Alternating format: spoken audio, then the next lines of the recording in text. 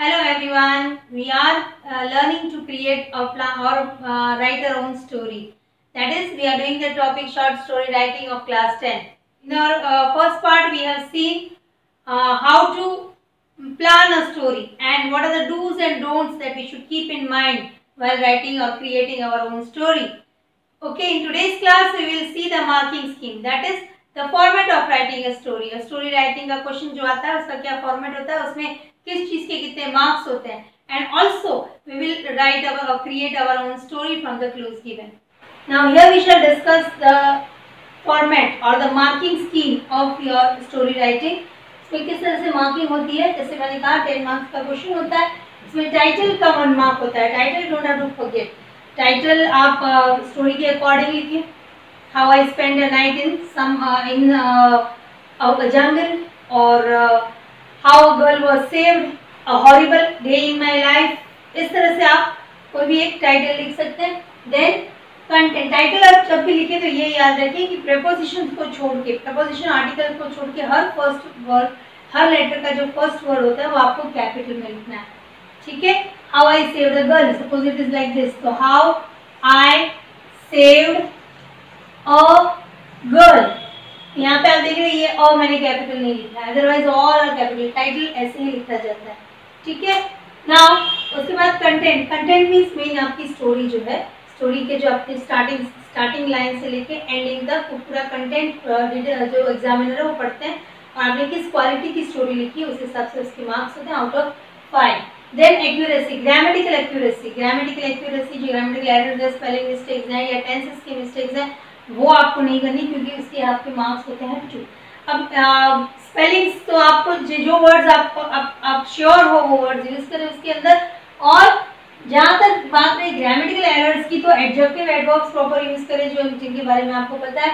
और उसके बाद जो टेंस की अगर हम बात करें तो यही सारे पास्ट टेंसेस का यूज होता है. 4 पास्ट टेंसेस हमने पढ़े हैं. ये सिंपल पास्ट टेंस है जिसमें मेन वर्ब आता है सेकेंड फॉर्म में. इसमें हेल्पिंग वर्ब नहीं होता है, मेन वर्ब सेकेंड फॉर्म में आता है. मेन वर्ब सेकेंड फॉर्म में आएगा. Went, called, the man called me, the boy stood there, the boy stood there shivering. तो ये सेकेंड फॉर्म में यूज होती है. उसके बाद was were, ये पास्ट कंटिन्यूअस टेंस है. वो जा रहा था, वो बच्चा रो रहा था, द चाइल्ड वाज क्राइंग. तो ये आप वहाँ पे आप ये टेंस यूज करेंगे. रहा था होगा जहाँ पे पास्ट कंटिन्यूअस. देन हैड और main verb in the third form. जा चुका था, मैंने जब मुड़ के देखा तो आदमी जा चुका था. व्हेन आई टर्न्ड बैक, अब मुड़ के देखा वो सिंपल पास्ट टेंस होगा. ठीक है. और वो आदमी जा चुका था, द मैन हैड गॉन, तो वो ये टेंस का यूज करेंगे आप. Had and main verb in the third form. Then had been main verb in the ING form. यही बात जब सिंस और फॉर के साथ में होगी तो वहां पे आप हैड बीन और main verb in the ING form का यूज करेंगे. जैसे मैं वहां खड़ा था, आई वाज स्टैंडिंग देयर, तो ये आपका रहेगा पास्ट कंटिन्यूअस. लेकिन मैं वहां 2 घंटे से खड़ा था, I had been standing there for 2 hours. Like that you will create your story. तो सारे past tenses का यूज करना है. स्टोरी आपको past tense में ही लिखनी है. This thing you have to keep in mind. इसलिए आप स्टोरी क्रिएशन के पहले सारे past tenses अच्छे से पढ़ लें. जैसे मैंने कहा इसमें क्या होता है, या ये ही आ गया, चला गया.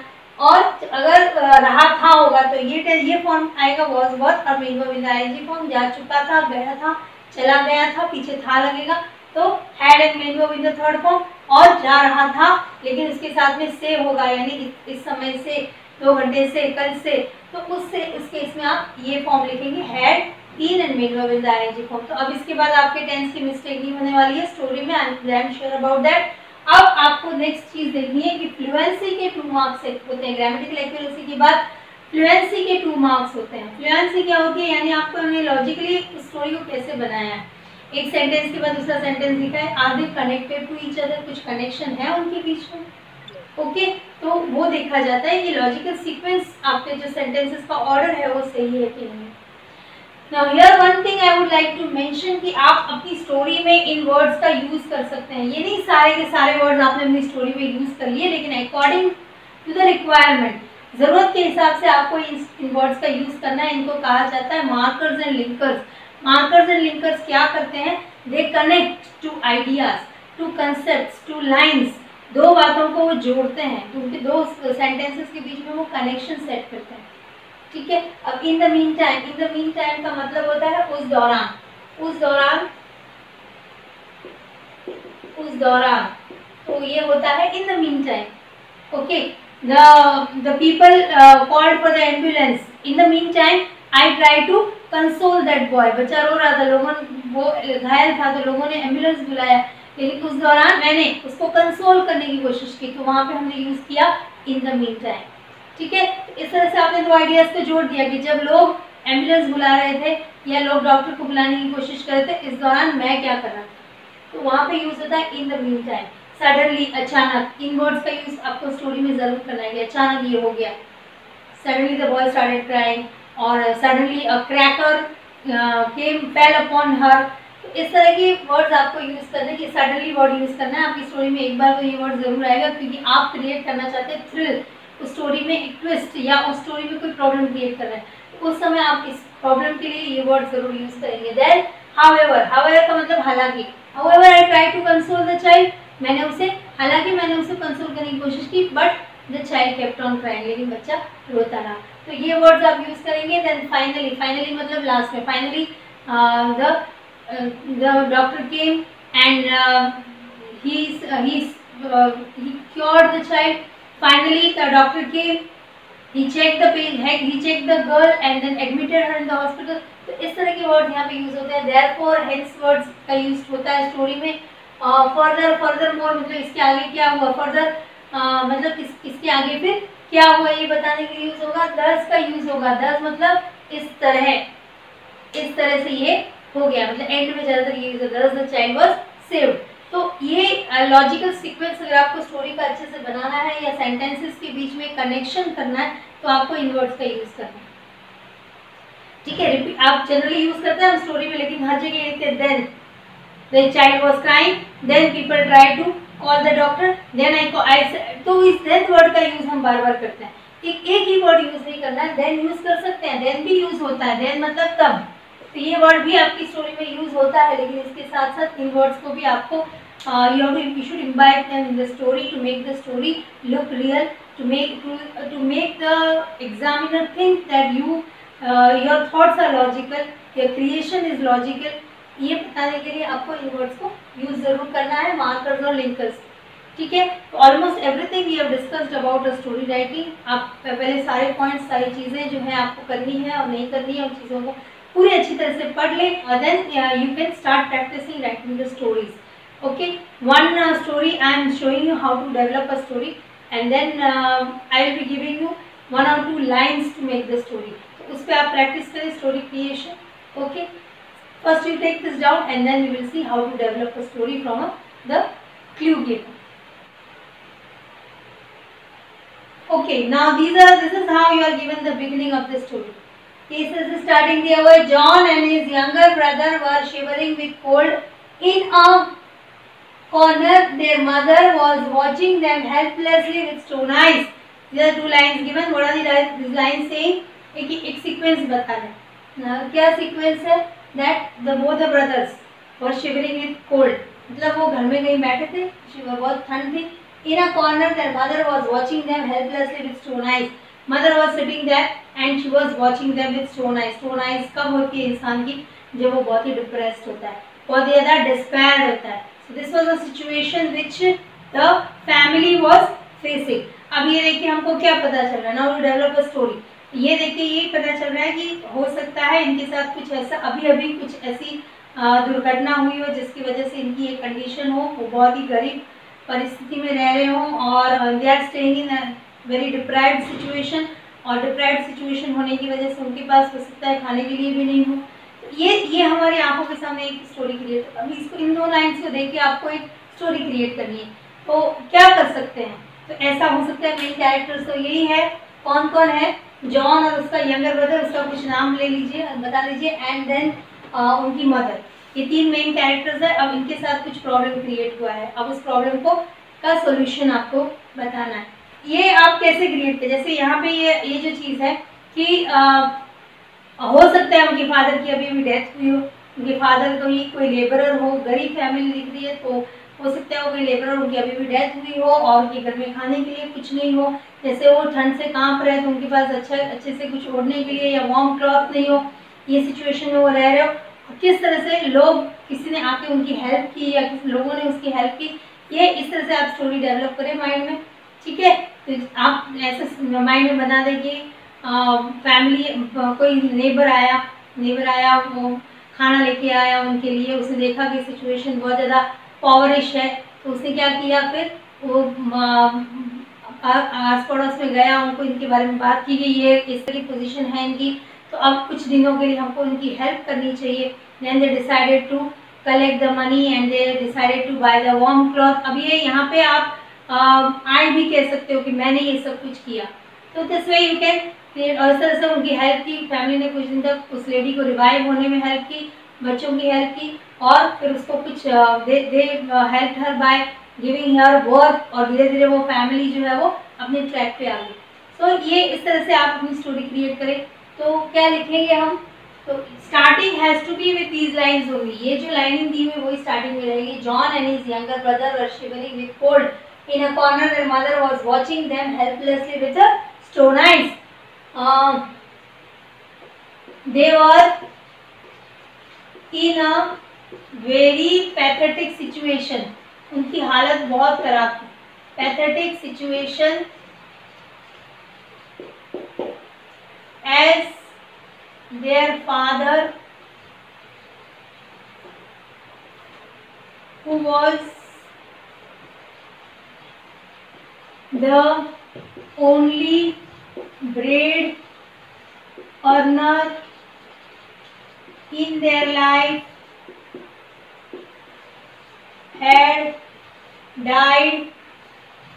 इस तरह से आप मतलब माइंड में पहले प्लॉट बना के रखिए कि ये दोनों इस कंडीशन में थे बिकॉज उनकी जो ब्रेड अर्नर थे उनकी डेथ हो चुकी थी, और उनकी कंडीशन, उनकी हालत बहुत खराब थी। अचानक से उनकी जो नेबर थी वो घर में आई, उन्होंने देखा कि वो किस हालत में रह रहे हैं, उनकी वो कितनी डिप्राइव्ड सिचुएशन है जिसमें वो रह रहे हैं।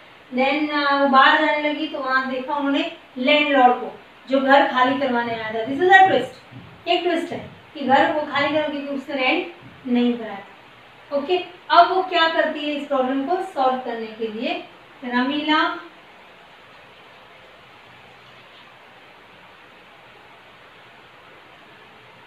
requested him to grant a few more days to them and promised that the rent will be paid. The rent will be paid. उसने बोला कि वो रेंट भर देंगे। सेंटेंस है जो फ्यूचर टेंस में लिखा गया है क्योंकि ये से वो बोला उसने कि फ्यूचर में वो भर देंगे। ठीक है, रेंट भर दिया जाएगा। Landlord went away, landlord went away. In the meanwhile, in the meanwhile मतलब इसके दौरान, वो जो चला गया उस दौरान, she talk to her husband and the other neighbors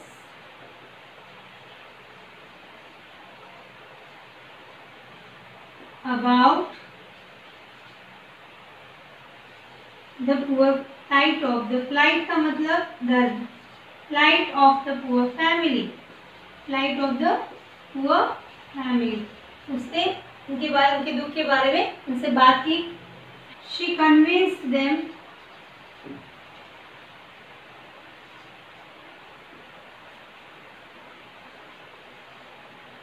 that if they collectively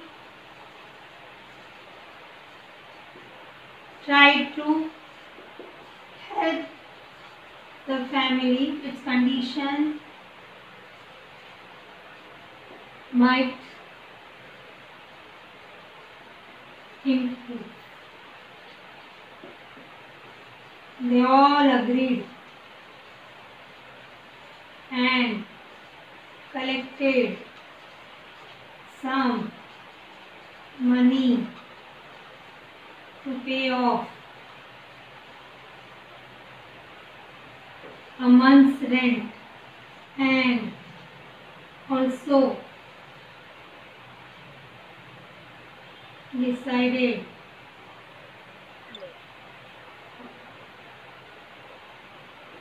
further many families decided to hire the lady to do their household work. तो उस लेडी को उन्होंने अपने घर के काम के लिए this way her earning she could earn so that she could earn some money and then make her family live a comfortable life. So ये इस तरह से and then household work. Thus the timely help of Ramila and others revived the family and made their life comfortable. इस तरह से रमीला ने जिस तरह उनकी हेल्प की, बाकी लोगों ने हेल्प की, उससे वो अपनी सिचुएशन से रिवाइव हुए, उनकी लाइफ कंफर्टेबल हुई. इस तरह से आपको स्टोरी क्रिएट करनी है. जॉन और उसका यंगर ब्रदर थे, सर्दी से कांप रहे थे और कॉर्नर में उनकी मम्मी बैठी हुई थी, हेल्पलेस थी. हेल्पलेस मतलब she could not do anything to help the child. बहुत ही निराश होकर वो वहाँ बैठी हुई थी. इस तरह से आपने ये स्टोरी क्रिएट की. This is how you to create a story. ऐसा लगना चाहिए रियल लाइफ सिचुएशन हो. ज़्यादातर टेंसेस इसमें जो यूज हुए हैं पास्ट टेंस है. Open, she was standing there, तो सारे पास्ट टेंसेस का यूज हुआ है. Okay, write down the story and then try to create more and more stories. I am giving you the two clues जिससे आपको अपनी stories create करनी है. Okay, copy this down and then take down the clues that I am giving you.